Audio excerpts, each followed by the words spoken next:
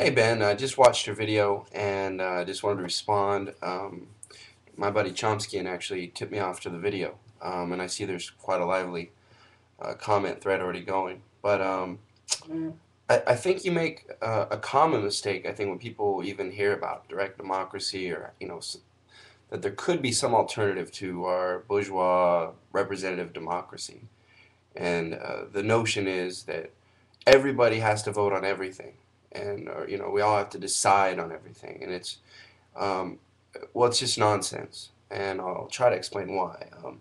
The idea is a participatory democracy. That is, you would have a say on matters in proportion to how they affect you. If the people in Alaska right now want to build a bridge from one island to another island, I don't see why I should have a say in that. It has no impact on me, no bearing on me. If they're taking raw materials from where I live, or, the idea is, though, that we would decide matters in proportion to how they affect us. So it would become much more localized. Instead of me voting on something or deciding something that affects you all the way over in Australia or somebody in California, I would vote on things that affect me directly in my workplace, in my home, in my community, etc. Um, and you're right, it is difficult, even with small groups coming to either consensus decision or direct, voting.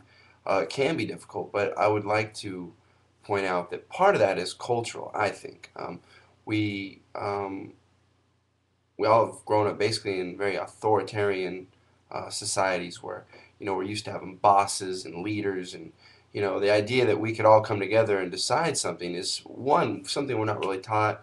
We're not, the history of it, where it has been practiced, is usually kept from us, and it's not something that a lot of us use in day-to-day living. So, yeah, I think there's a learning curve there, in how we come about doing those things. But I don't think it's insurmountable, and I think we do have large-scale examples. For example, the Spanish Revolution, and where these things have worked, have been put into practice, and are successful to a large degree. So again, I just like to, it's not about us having to decide everything.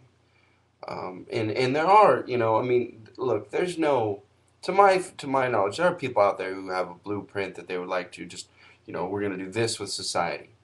Um, Serious anarchists, I don't think believe that. I think they believe that, that there's going to be struggle, there's going to be trial and error, and we're going to figure this out together. Um, you know, and like Michael Albert says in many of his talks, I think I've posted one on my channel. You know, there are many different forms of decision making. It doesn't have to be just, we're all going to vote and the majority wins. There's consensus. Um, and there are times where you alone or me, we're going to make decisions by ourselves. We don't have to always come together as a group. I by myself decided to wear this shirt. We're not going to ask my neighbors what they think about the shirt. I'm going to put it on and I'm going to do it. And there's other things. I mean, this is obviously a trivial matter, but there are things where reaching consensus, or having a direct decision making process isn't necessary. All I'm saying is I think you've simplified the issue a little bit, um, and I think if think about it in terms of us making decisions in proportion to how they affect us, that isn't a whole lot of decisions. Yeah, the 300 million people that live in my country, there's a zillion decisions, and I have no desire to try to chime in on all those decisions. But the decisions that actually impact me, like the road out in front, how we're gonna maintain that road, the water system, that when you start breaking it down into these little parts, uh, the groups that we're talking about get much smaller. And when the groups do get too large, I think that's when we can say, you know what, like from my community, we're going to say, hey, Joe, you're going to go and represent us.